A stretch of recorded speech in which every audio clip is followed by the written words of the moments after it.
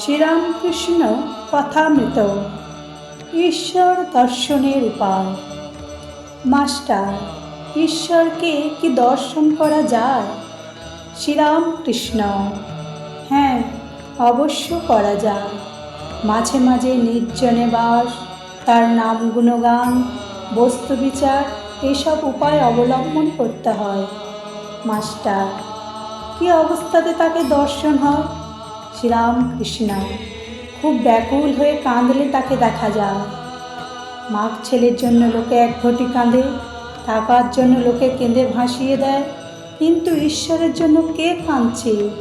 ডাকার মতো ডাকতে হয়। ব্যাকুলতা হলেই অরুণ উদয় হলো, তারপর সূর্য দেখা দেবেন। ব্যাকুলতার পরই ঈশ্বর দর্শন। তিন টান একত্র হলে তবে তিনি দেখা দেন। বিষয়ের বিষয়ের ওপর, মায়ের সন্তানের ওপর, আর সতীর পতির ওপর টান।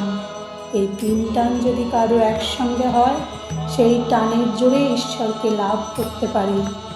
জয় ঠাকুর, জয় মা।